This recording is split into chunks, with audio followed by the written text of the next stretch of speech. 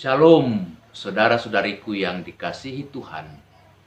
Kita berjumpa kembali melalui channel Insani, Inspirasi Sabda Allah hari ini pada Minggu Panggilan Sedunia yang ke-59, 8 Mei 2022. Marilah berdoa dalam nama Bapa dan Putra dan Roh Kudus. Amin.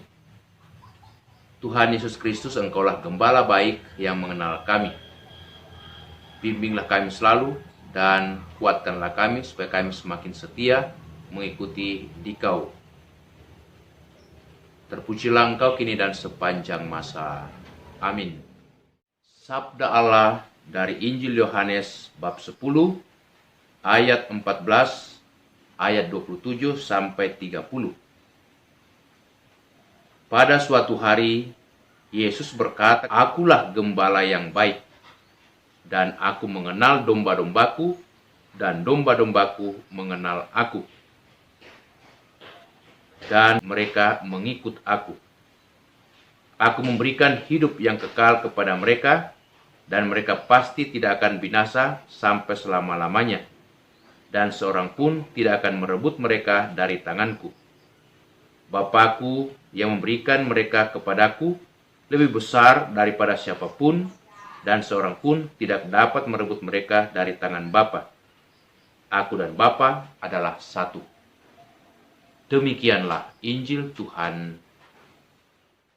Akulah gembala yang baik, dan aku mengenal domba-dombaku.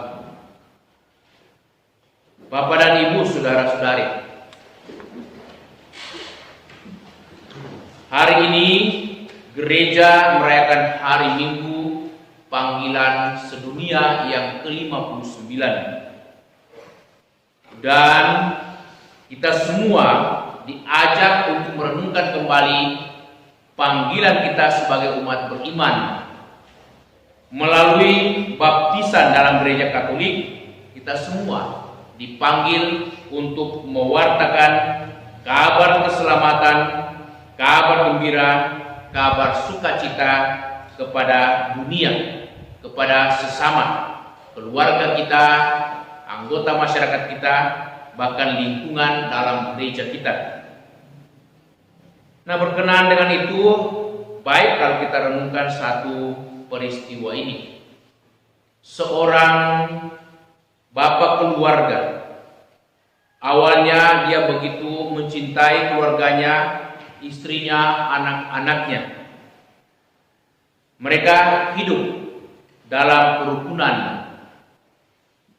Tetapi kemudian bapak keluarga ini setelah berjalannya waktu dan dikaruniai anak dua, dia melihat ternyata istrinya ini tidak sepadan dengan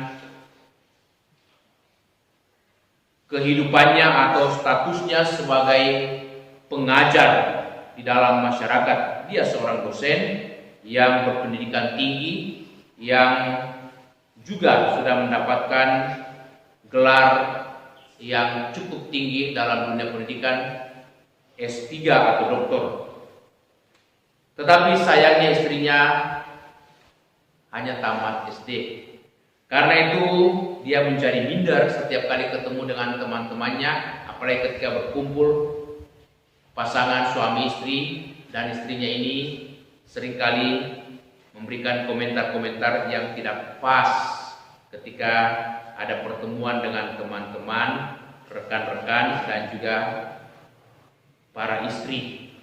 Dia menjadi minder, dan karena itu dia mulai tidak senang pada istrinya. Dia sering memarahi, bahkan juga memukuli istrinya. Tetapi kok istrinya bisa menerima suaminya apa adanya. Kendati suaminya tidak terlalu senang, bahkan seringkali mendapatkan pukulan. Suatu hari suaminya kecelakaan, dan kecelakaan itu parah sekali. Dan karena parahnya, suami ini harus menjalani operasi karena ada benturan yang keras di aspal ketika terjadi kecelakaan, dan sarafnya sebagian rusak. Oleh tim dokter dikatakan, bapak ini bisa sembuh tetapi tidak akan bisa melihat lagi. Dan memang betul ketika sembuh matanya mulai kabur dan lama-kelamaan tidak bisa melihat lagi. Dia menjadi sedih dan sangat menyesal akan terjadi peristiwa itu. Lalu dia berupaya sedemikian rupa bagaimana dia bisa sembuh, dan dia meminta pertolongan keluarganya yang cukup berada, keluarga suami ini, dan mereka membantu kiranya ada orang yang mau mendonorkan darahnya, matanya.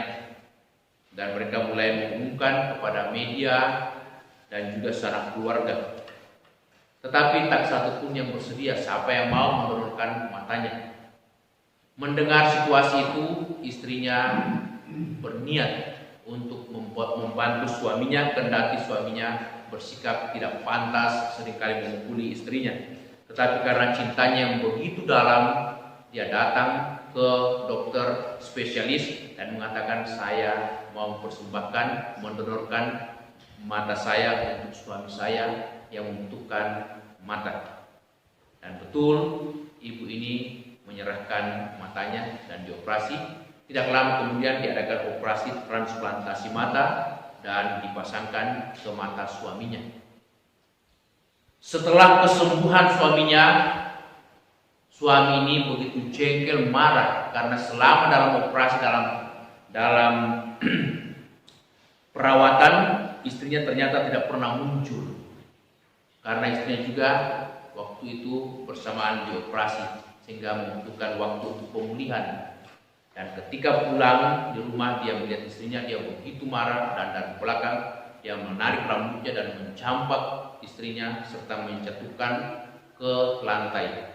Istrinya tentu saat itu tak disangka juga jatuh dan pingsan. Nah, ketika pingsan itu dia memperhatikan istrinya. Ada yang aneh, istrinya rupanya sudah buta, tidak melihat apa-apa. Lalu dia mulai berpikir, bisa jadi istri saya ini yang mendonorkan matanya untuk saya. Dan memang betul dia mendengarkan berita dari keluarganya bahwa hanya karena kemurahan, kebaikan istrinya, maka ia bisa melihat kembali. Dia begitu menyesal dan menangis, meraung-raung karena begitu kasar memperlakukan istrinya. Ternyata istrinya begitu baik dan mau berkorban untuk suami yang dicintai.